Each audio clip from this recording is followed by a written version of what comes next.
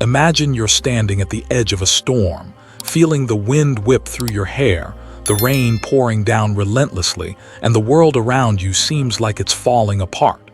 You can't escape it. You can't run from it. The only choice you have is how to stand in the middle of it. In the storm of life, hardship is like that, inescapable, relentless, and often overwhelming. Whether it's the loss of a loved one, the struggle to pay bills, the heartbreak of unmet expectations, or even the weight of your own internal doubts, hardship shows up in many forms. But there's one thing we can all agree on: it's a part of being human. It's universal. Suffering, as the Buddha called it, is the first noble truth. It's the core of the human condition. It's not an anomaly, and it's not a sign that something has gone wrong in your life. Hardship isn't something you've done to deserve or attract. It's a fact of existence. Whether you're a billionaire, a monk, a child, or an elderly person, you are bound to experience pain, loss, frustration, and disappointment. These experiences are part of the shared human journey. But here's the thing: just because hardship is inevitable doesn't mean it has to define us. We often think of suffering as something we need to fight against, something we need to escape. But what if the path to true peace doesn't come from avoiding hardship? What if it comes from learning how to stand in the storm with grace, with patience, and with resilience? This is where the wisdom of Buddhism shines through. Buddhism doesn't promise us a life free of suffering. It doesn't tell us to avoid pain, to run away from discomfort, or to numb our emotions. Instead, it invites us to look directly at our hardship, to understand it deeply, and to transform our relationship with it.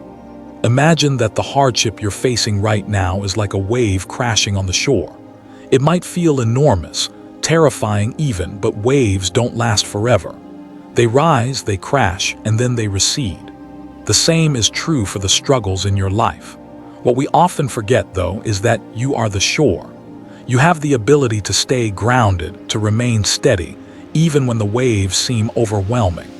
The Buddha spoke of life as a cycle of birth, suffering, and death. But he also spoke of the possibility of transcending suffering, not by eliminating it, but by changing how we relate to it. So what if we could learn to stand like the shore, unmoved by the force of the wave? What if hardship could become a teacher, a force that challenges us to grow, to evolve, and to become more aware of who we really are? In the moments when life feels most difficult, it can feel like we are isolated, like we're the only ones facing these struggles. But the truth is, suffering connects us all. It's a universal experience. It doesn't discriminate. And in this shared experience, there's also a shared opportunity for growth. But here's the secret: you don't have to face hardship alone. While the experience of suffering is a part of being human, how we move through it doesn't have to be done in isolation. This is why the Buddha in his teachings also emphasized the power of community, of support, of sharing the journey with others who understand. In fact, hardship might be the thing that brings us together, that teaches us the true meaning of compassion, connection, and resilience. So in this chapter, let's dive deep into the nature of hardship itself. Let's explore the truth of suffering and what it can teach us. Rather than avoiding it or pushing it away, we'll discover how we can sit with it, understand it, and use it as a stepping stone for deeper peace and inner strength. What does hardship really mean to you? How does it show up in your life? And how can you start to transform your relationship with it today? As we begin this journey together, keep in mind that suffering isn't something to fear. It's not something to resist. It's something to understand. And in understanding it, we can find the wisdom to remain steady, even when life feels like a storm. Are you ready to see hardship in a new light? Let's explore what happens when we understand it not as something to avoid, but as something to embrace, transforming pain into peace, struggle into strength. Now I've set the stage. If you're ready, we can take the next step. But for now, let's sit with this thought. Hardship is not a sign of failure. It's not punishment. It's part of being alive, and in the next chapter, we'll explore how understanding this can actually be the key to your resilience. Picture yourself standing on a beach, watching the waves crash in. Each wave rolls in with power, then gently recedes, only to be replaced by another wave just as powerful. The waves seem endless, yet they don't last. They come, they go, and they always return to the ocean. Life is much like those waves, constantly in motion, constantly changing. The Buddha spoke of this as impermanence or anicca, the truth that everything in our world is in a constant state of flux. Nothing lasts forever, and though this may seem unsettling at first, it's actually one of the most profound teachings in Buddhism. Hardship, joy, peace, pain, these are all just moments in time. They are waves that rise and fall, come and go. And it's through understanding impermanence that we can begin to transform our relationship with hardship. When we face difficulty, we often feel like it's never going to end. The pain feels endless, like it's consuming us from the inside out. But impermanence teaches us that this is not true. Just as the tide always pulls back after the wave crashes, so too does suffering retreat. It's temporary. It's always shifting. And because of that, it is not permanent. Impermanence reminds us that nothing stays the same, not our good moments, not our bad moments. Life flows like a river, moving forward even when we feel stuck. Think about the times in your life when things felt tough, those days, months, or even years of struggle. At the time, it may have felt like that hardship was your reality, like you would never escape it. But now, with the passing of time, you can see that it was just a season. It came, and it went. When we understand that everything is in flux, we stop holding on to the belief that the present moment will define us forever. We stop clinging to the idea that we're stuck. We can finally breathe again. We can let go. This teaching of impermanence is one of the most powerful ways to build resilience. Because when you know that hardship is not permanent, you develop the ability to ride the waves without getting swallowed by them. You understand that what you're experiencing right now, whether it's the deep pain of loss or the feeling of overwhelm in the face of uncertainty, is not your forever. It is just a moment in time, and because of that, you have the power to endure. So when you're facing hardship, remind yourself, this too shall pass. Whatever you are going through, it's not the end of the story. It's just a chapter. Impermanence helps you see that there is always hope, there is always movement, and there is always change on the horizon. Imagine for a moment that you're in the midst of a difficult situation. Maybe you're grieving, maybe you're feeling stressed, or maybe life just feels like it's constantly throwing challenges your way. It's easy to feel trapped in that moment, to feel like the weight of the world is too much to bear. But then think of this. Just as the wave rises, it also falls. Just as day turns to night, so too does the night turn to day. Even the most difficult moment will eventually transform into something else. And the deeper you understand impermanence, the more you'll see that it's not the hardship itself that defines you, but how you face it. By embracing the truth of impermanence, we stop fearing change. We stop resisting what is happening in our lives. Instead of fighting against the storm, we begin to trust the process. Just like the waves that ebb and flow, we begin to trust that our own difficulties will eventually pass. We know that we have the strength to endure and the wisdom to know when to let go. Impermanence also teaches us the art of detachment. When we stop holding on to things, whether it's a moment of happiness or a moment of suffering, we free ourselves. We no longer cling to what was or what might be. We just are. This is the essence of Buddhist practice, to live in the present moment, knowing that everything is in a state of change. And by accepting that change, we cultivate the freedom to move with it. In times of hardship, when you feel the weight of the world pressing down on you, remember this: nothing is permanent. You don't have to carry that weight forever. It will pass. And in the passing, you will grow, you will evolve, and you will find new strength that you never knew you had. As you reflect on impermanence, ask yourself, what are the things you've been holding on to? What fears, doubts, or pains are you clinging to because you think they define you? How can you begin to let go, to release your attachment to things that are only passing through? Remember, impermanence is not something to fear. It's the very thing that allows us to be free. It's the key to resilience, because when you understand that everything changes, you find the peace to endure. No wave, no matter how big, lasts forever. As you sit with this teaching, let the truth of impermanence wash over you. When hardship strikes, let it remind you that nothing is set in stone. You are always evolving, always growing, always moving forward, just like the waves on the shore. Picture yourself in the eye of a storm. Around you, the wind howls, the rain lashes, and the world seems chaotic. But in the center of it all, there's a space of calm, a stillness. Everything around you is swirling, but in that moment you are untouched, unmoved. You are grounded. This is the power of mindfulness, the ability to stay present, fully aware and deeply connected to the moment, no matter how intense the storm may feel. Mindfulness isn't just about meditation or sitting still for long periods. It's a way of being. It's the practice of being fully awake to the present moment, without judgment or distraction, regardless of what's going on around us. When hardship strikes, our instinct is often to react. We panic. We try to escape. We get caught up in the emotional storm, and before we know it, we've been swept away by worry, fear, or frustration. But mindfulness offers us a different path. It teaches us how to be present with the pain, how to meet suffering with awareness instead of resistance. Think about the last time you felt overwhelmed. Maybe it was a problem at work, a difficult conversation, or an unexpected loss.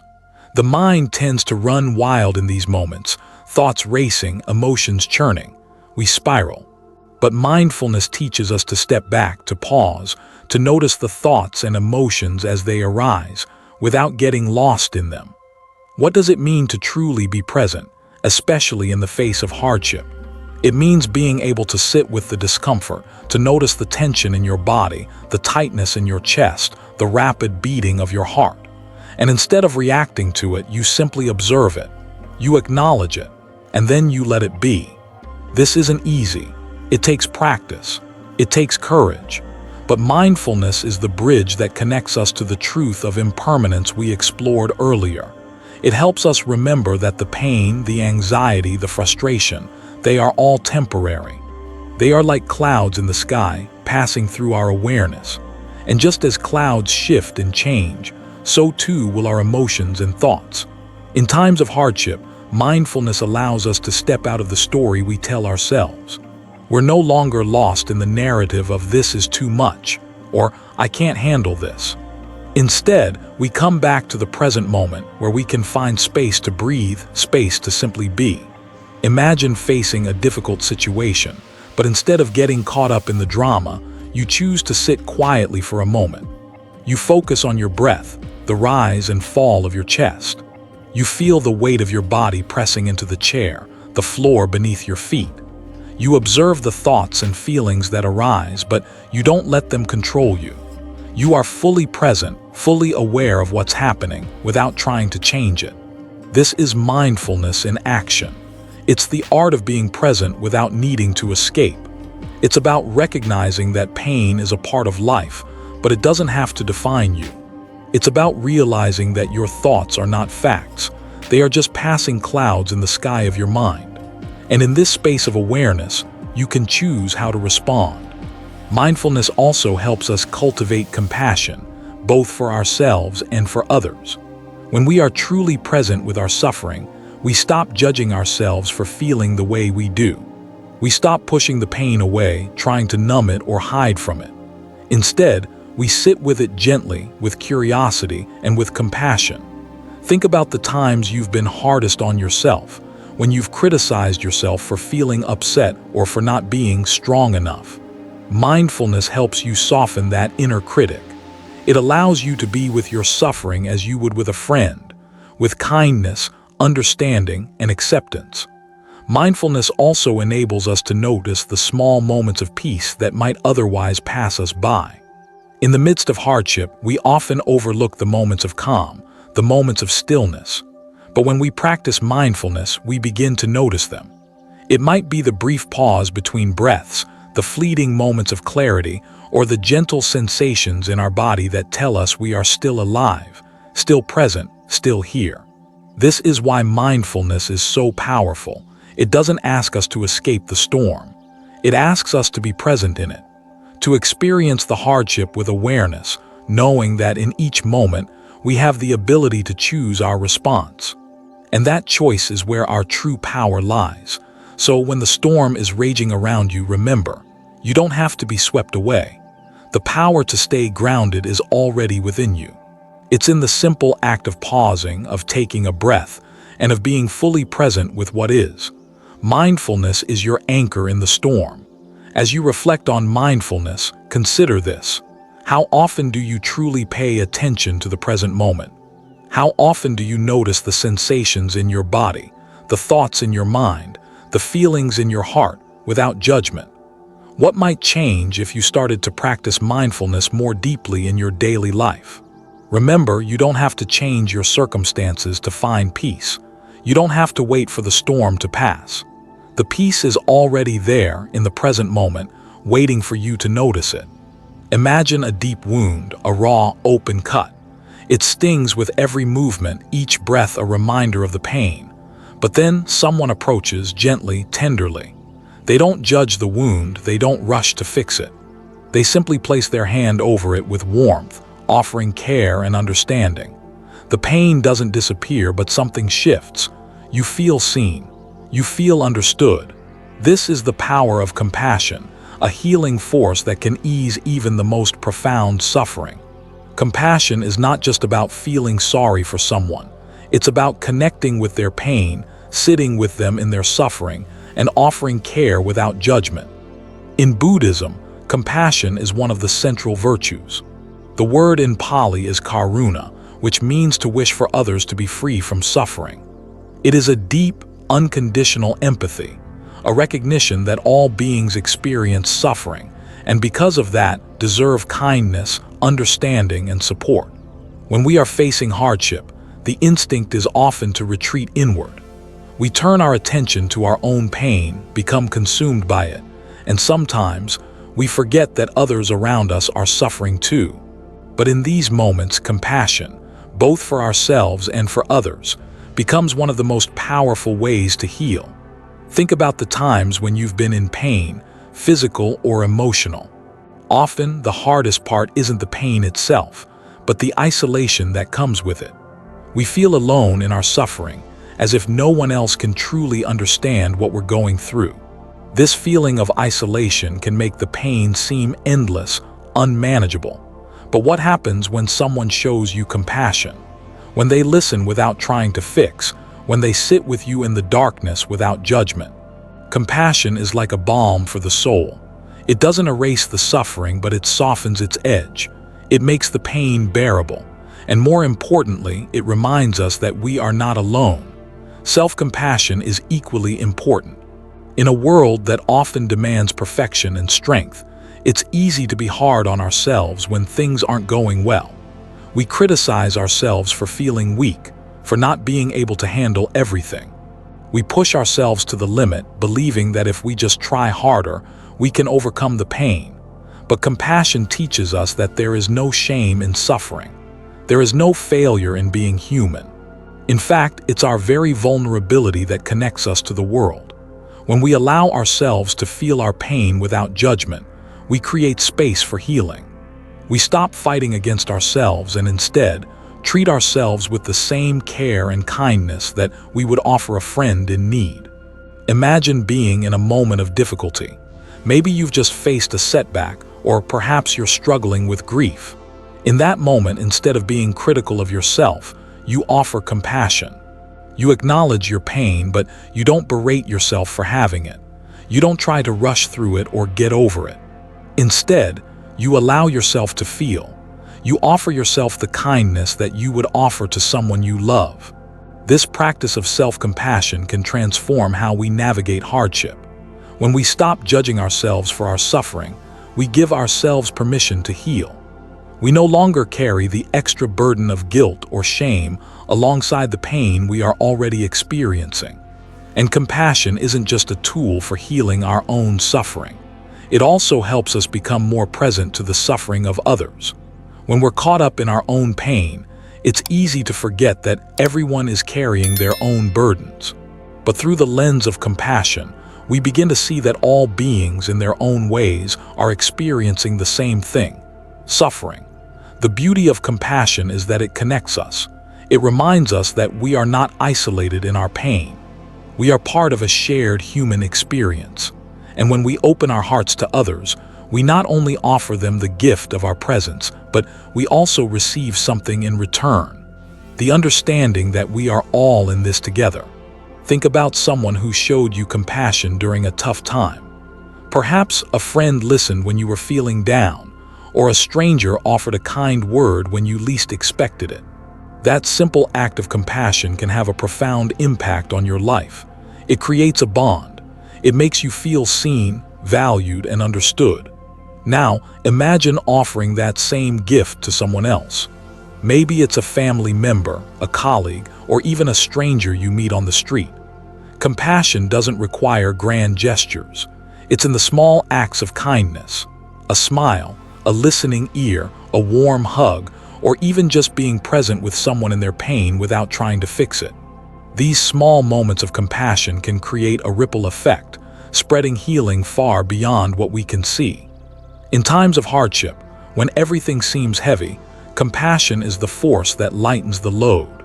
It's a reminder that no matter what we're going through, we are worthy of love, of care, and of support.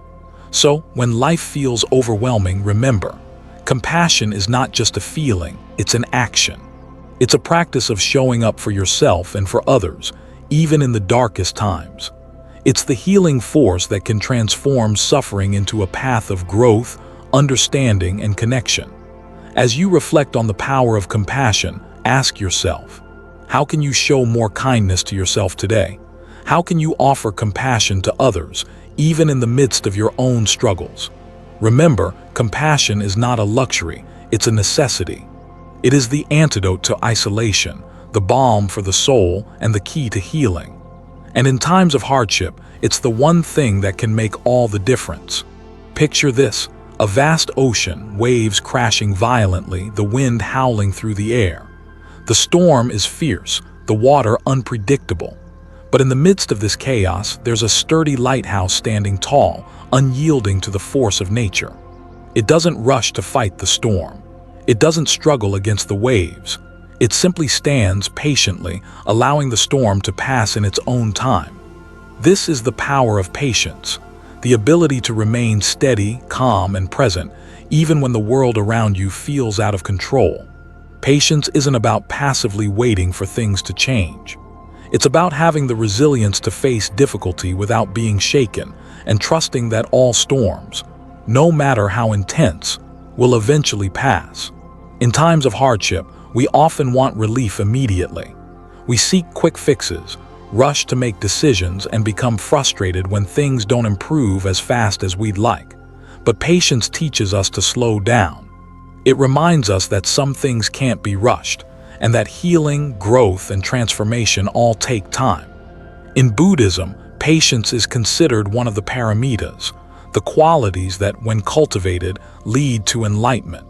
The term for patience in Pali is khanti, which is not only about waiting without frustration, but also about the ability to endure hardship with an open heart and a peaceful mind.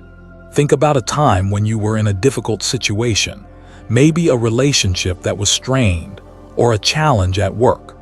Perhaps the pressure to fix things quickly led you to make rash decisions or to react with frustration. You might have even thought, why is this taking so long? Why can't things just be better right now? But patience teaches us that in these moments, rushing isn't the answer. The storm doesn't clear because we want it to, it clears when it's ready. And similarly, our suffering doesn't end because we demand it. It fades when the conditions are right. Patience is about accepting the flow of time and trusting that each moment, no matter how difficult, is an opportunity for growth. When we cultivate patience, we allow ourselves to be in the moment without pushing for something different, without wishing things were other than they are. We trust the process, knowing that there is wisdom in waiting, in sitting with discomfort, and in allowing life to unfold at its own pace. One of the most powerful ways patience manifests is through self-restraint. When we're faced with hardship, we often want to act impulsively, to lash out, to solve everything immediately, or to find an escape. But patience encourages us to pause before reacting, to give ourselves the space to choose how to respond instead of being driven by emotion or frustration. Imagine you're caught in a moment of stress, perhaps in an argument or when facing an overwhelming task. In that moment, your instinct might be to react, lashing out, making a snap decision, or trying to avoid the situation. But instead, you take a deep breath and you give yourself the space to choose. You don't let the storm of emotions take control. You don't let frustration dictate your actions. You simply sit with the discomfort for a moment, and in that space, you find the clarity to respond with wisdom. Patience teaches us to become masterful in the art of response, instead of reacting blindly. When we are patient, we understand that we don't have to solve everything immediately. Sometimes the best thing we can do is to simply wait, reflect, and allow time to offer its answers. This doesn't mean being passive. It means actively choosing to trust that things will unfold as they need to, even if we can't always see the way forward right away. Patience also helps us become more compassionate, both toward ourselves and others. When we practice patience, we recognize that everyone is facing their own struggles. We become less judgmental, more understanding.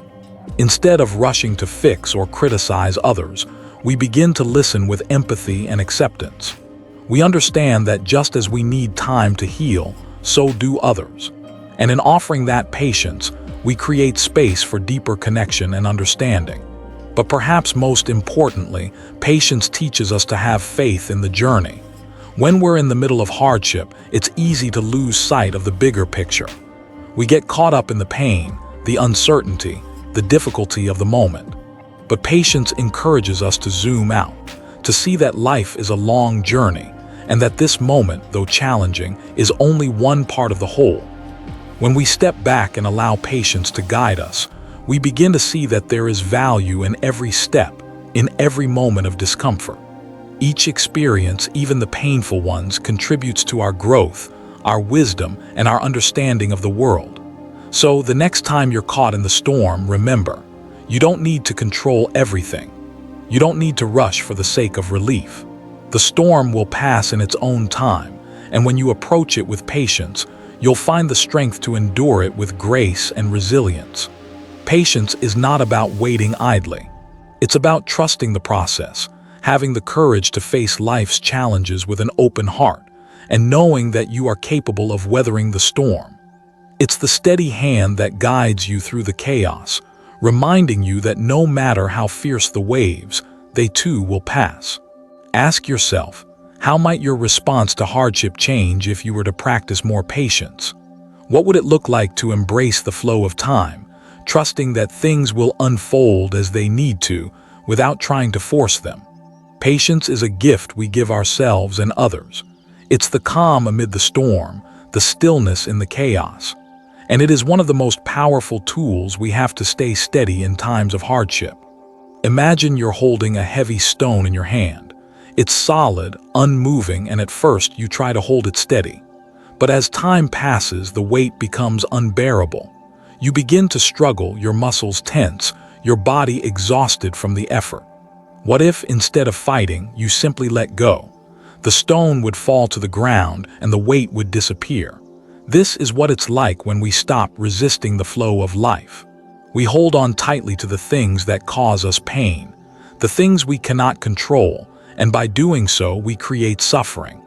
But when we learn to accept, when we let go of resistance, we find freedom. In the Buddhist teachings, acceptance is a profound practice. It doesn't mean passive submission or giving up. It means acknowledging the truth of the present moment without judgment or the need to change it. Acceptance is the doorway through which we let go of suffering, because it allows us to stop struggling against reality. When we face hardship, we instinctively want things to be different. We wish the pain would go away, that the storm would end, or that the situation would resolve itself. We want to control everything. But what if, instead of fighting the current, we surrendered to it? What if we stopped wishing for things to be different and instead allowed them to be exactly as they are? Acceptance is a choice.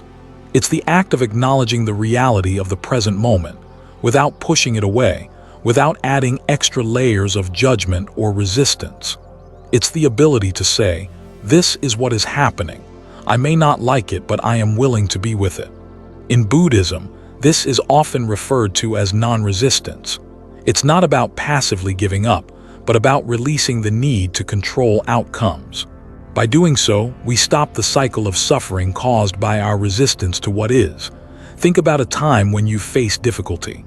Perhaps there was a loss, a disappointment, or an unexpected change. Initially, your reaction might have been to push against it, to resist the reality of what was happening.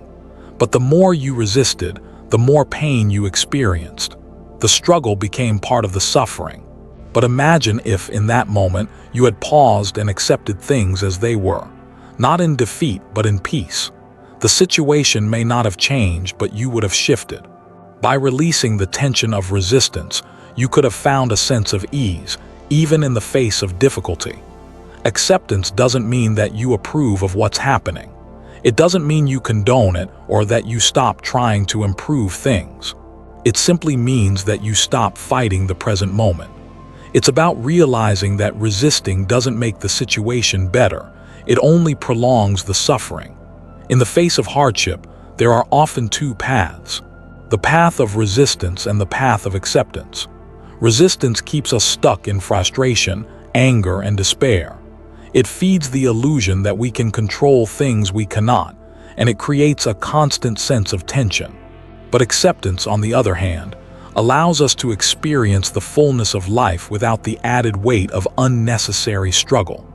Take a moment and think about something in your life that you've been resisting.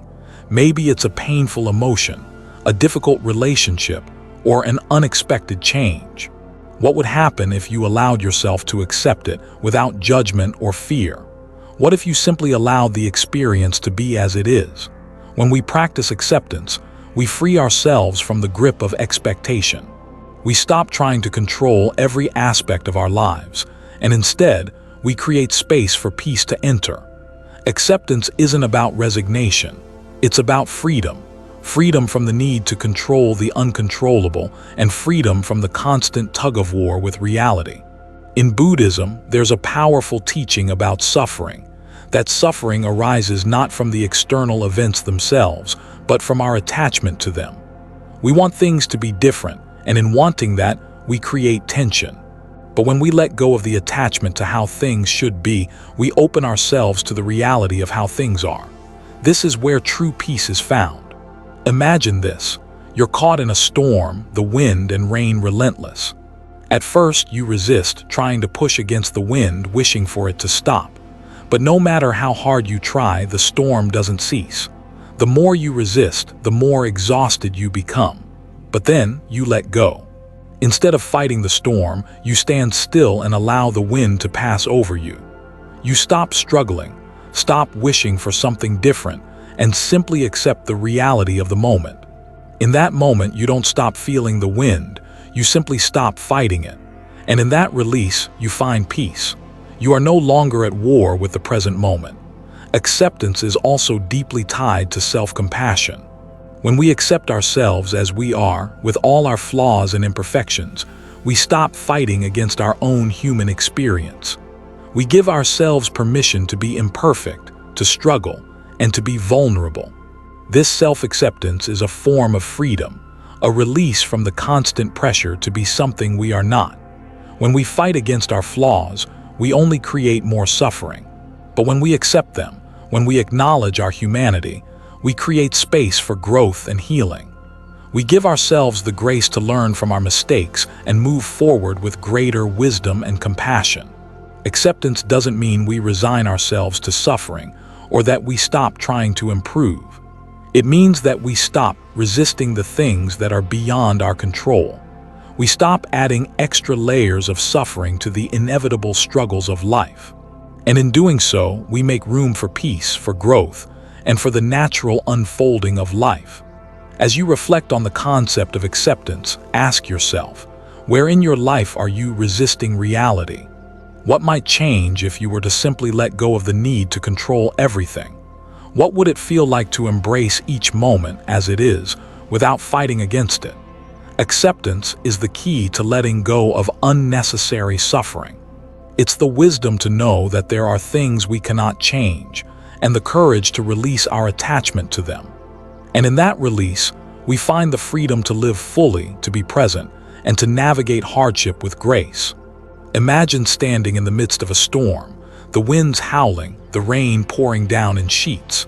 You're battered, your energy running low, and the weight of it all seems almost unbearable. But then you look around and see others, friends, companions, standing beside you, all weathering the storm together. Their presence gives you strength. Their encouragement lifts your spirit. And together, you endure the storm not as individuals, but as a collective force of resilience. This is the power of Sangha, the community of like-minded individuals, especially in times of hardship. In Buddhism, Sangha isn't just a group of people.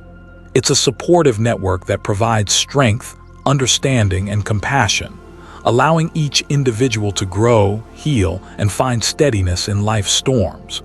When we face challenges, it's easy to feel isolated, like we're fighting the battle alone. We might believe that others couldn't possibly understand our pain, or that reaching out for help is a sign of weakness. But in truth, none of us are meant to go through hardship alone. We need a community, a group of people who can stand with us, share our burdens, and offer wisdom in times of need. In the Buddhist tradition, the Sangha is one of the three jewels, along with the Buddha and the Dharma, that guide practitioners on their path. The Buddha represents the enlightened mind, the Dharma is the teachings, and the Sangha is the community that supports and nurtures our growth. The Sangha isn't just a group of people. It's a spiritual family that helps each of us stay grounded and connected to the larger picture. When we're in pain or facing difficulty, the Sangha becomes a refuge. It's where we can share our experiences, seek advice, and receive emotional support. It's where we can be vulnerable and honest, knowing that we will be met with compassion, not judgment. The Sangha offers a sense of belonging, reminding us that we are not alone in our struggles. But building and nurturing a strong support system takes effort. It requires vulnerability, trust, and a willingness to open up to others. Sometimes we're afraid to reach out because we fear we'll be a burden or that others won't understand. But the truth is, the Sangha thrives on mutual support. Just as we receive help, we are also called to offer it, to be there for others when they need it most. In times of hardship, your Sangha can be your anchor. They are the ones who remind you of your strength when you've forgotten it. They are the ones who listen without judgment, who offer a comforting word or a listening ear. They provide a safe space where you can express your pain and find healing.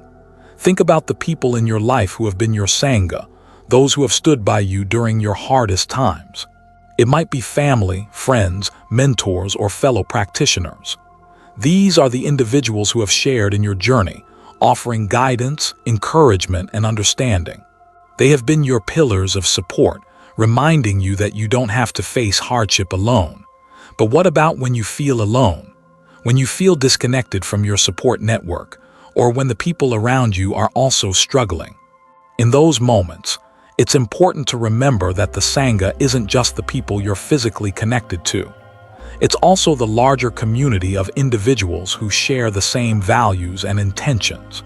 And sometimes, connecting with this larger group, even through teachings, online communities, or meditation groups, can bring a sense of solidarity and strength. The Buddha spoke often about the importance of Sangha, emphasizing that a strong community can help us stay on the path, especially during difficult times. It's not enough to simply have teachings, the Dharma, or a role model, the Buddha. We need each other to truly walk the path of wisdom, compassion, and equanimity. Sangha helps us stay steady, especially in times of hardship, by reminding us that we are part of something larger than ourselves. As you reflect on your own journey, think about the role the Sangha has played in your life. Who are the people that have been there for you during difficult moments? How has their support helped you stay steady? And how can you, in turn, offer your presence and wisdom to others in their times of need? Building a support system is a continuous process. It's about cultivating relationships that nourish your soul, help you grow, and give you the strength to face life's challenges with grace. Whether through family, friends, mentors, or a spiritual community, your Sangha is a vital part of your resilience. And as we come to the end of this journey together, I want to remind you, you are not alone.